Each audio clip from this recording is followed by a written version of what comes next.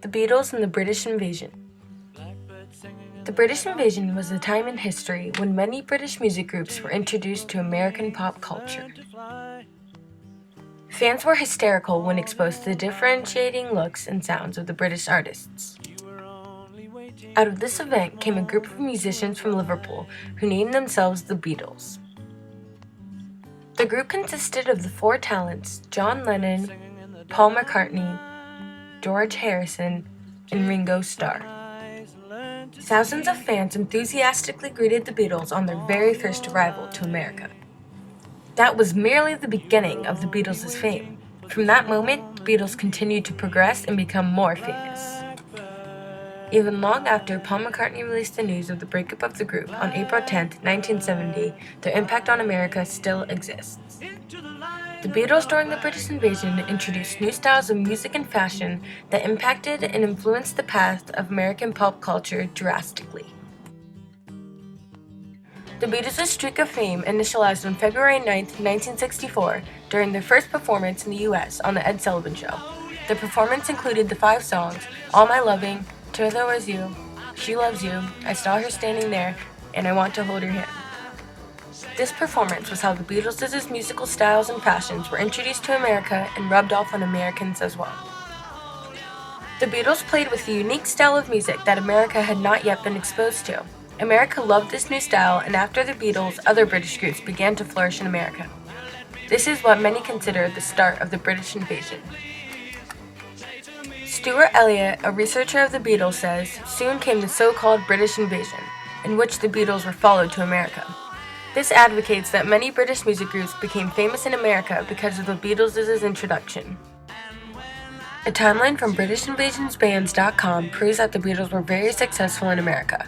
They've had plenty of examples where their music has hit #1 on the US Music Billboard, including the Beatles' last album, Let It Be.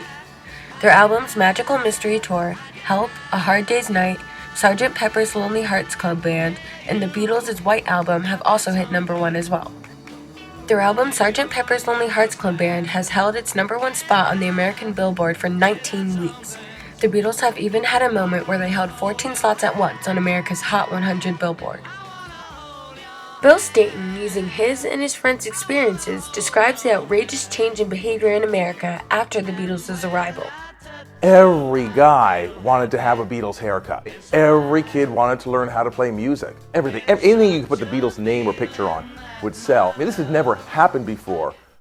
Tom Shantz, a man who was very familiar with the Beatles and grew up with them, states in an interview, "The Beatles led the way for the Rolling Stones, Herman's Hermits, Gary and the Pacemakers, plus many, many British bands, like Queen, U2, The Kinks, and Electric Light Orchestra."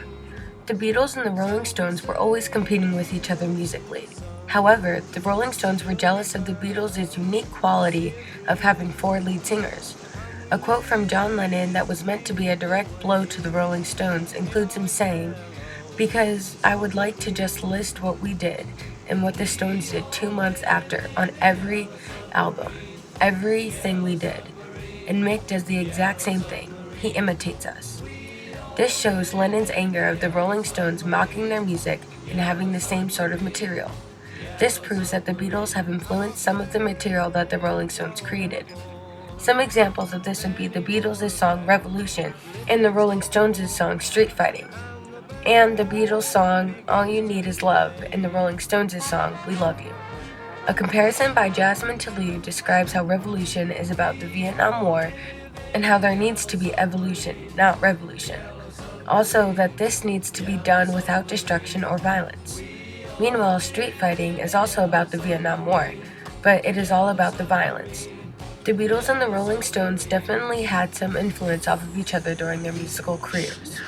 Tom continued in the interview with, "The effects were felt for years, but the Beatles also had a serious effect on most American music. Think of the changes in the Beach Boys from surf tunes to complex numbers like Good Vibrations." The W. Norton and Company Incorporation proves what Tom said about the Beatles influencing the Beach Boys to be true by having an article that says, "Brian Wilson, in the studio preparing the Beach Boys' next album, began exploring more and more elaborate production techniques. He was influenced by the Beatles' mid-period albums Revolver and Rubber Soul. This article also states that Wilson, sparked by a desire to make better records than the Beatles, undertook an ambitious plan for the next Beach Boys' album, Smile. The first completed track was the sprawling masterpiece, Good Vibrations. This proves that the Beatles not only influenced the Beach Boys' musical choices, but they drove them to become better musicians. Wilson found the Beatles so talented that he was driven to make his band even better. The ability of the Beatles' music to inspire and influence bands continues on today as well. Sting is a Grammy Award-winning artist in America who has been a solo musician and involved in the band The Police. An online essay included a statement from Sting saying, "I think the Beatles are the reason I'm a musician." Bill Staton, who has been a musician his entire life, talks about the Beatles' involvement in his life. I really learned music by playing the Beatles, so I've got a real appreciation for their music. Also, Spencer Smith, current drummer of the alternative rock band Panic! At the Disco, states in an interview, "I think the Beatles are definitely a band that is one of all of our favorite bands. Me and Brendan, current lead singer and guitarist of Panic! At the Disco, and John, former bandmate, had grown up on it. Listening to things like that is so inspiring and almost refreshing. Specifically with them, they are the perfect example of a perfect career of 6 or 7 records of material that never seems to have a dip and a constant level of great songwriting that goes in different directions." Former bandmate Ryan Ross also says in an MTV interview, "John and I are still very much influenced by the Beatles, and so that's the stuff we were writing at my house." This shows how musicians today are still influenced and inspired by the Beatles' music. The Beatles' style of fashion also intrigued Americans and influenced American pop culture by trending and by broadening the horizons of what is in style. For America was more familiar with the styles of bands like the Beach Boys, who presented a style that wasn't so outrageous compared to the Beatles during the time. The Beatles' traditional matching black suits presented America with a very unusual style for a band. This acted as a symbol of originality and individuality. The Beatles also set a trending new hairstyle called a mop top.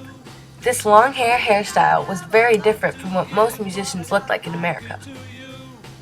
Soon after this new hairstyle was introduced, many teens began to copy it for themselves, and the mop top hairstyle became a trend. The Beatles also showed America how new and fresh they were with multiple other styles. At one point, they presented plain back turtlenecks and even suits with turtlenecks underneath. Near the beginning of their career, the Beatles even went for a greasy leather look. Tom Chance, who was 16 when the Beatles came to America, says in an interview, "Beatle haircuts, Nehru jackets after their trip to India, bell-bottom jeans after the release of Yellow Submarine were all given a push from Beatlemania." This proves that whatever the Beatles had, the fans wanted. Gerard Weiss, a barber and big-time Beatles fan, was inspired by the Beatles and chose to perform their hairstyles professionally in his barbershop. InternationalBusinessTimes.com provided an interview from 2011 in which Gerard spoke, "I'll carry the Beatles in my soul, my spirit, my blood for the rest of my life. They left a mark on me, and I'm really happy to be able to do what I do. I even get paid for it." Gerard Weiss proves that the Beatles still have influence on people today. For Gerard makes a living off of their legendary hairstyles and speaks that the Beatles will stay with him forever. The Beatles set trends for America and presented America with various new styles that influenced people from then till now. Tom Chance also said in his interview, "I think Leonard Bernstein, a talented music composer, said it best. When I'm dead and gone and no one remembers Leonard Bernstein, people will still be singing songs by Lennon and McCartney." The introduction of the Beatles to America during the British invasion was a very important point in history that impacted the course of American pop culture greatly with the Beatles' new styles of music and fashion. An article by Frank Hoffman and Robert Brookline says it the best. "It's hard to imagine the invasion taking place without the Beatles." From the Beatles' first performance on February 9, 1964 on The Ed Sullivan Show to their last performance on January 30, 1969 on Apple's London office's roof to now, the Beatles had and continue to have a great influence on American pop culture. Bill Staton's words really speak volumes when he talks about the Beatles' influence on America. And they changed everything. No other band can touch them when it comes to that kind of influence.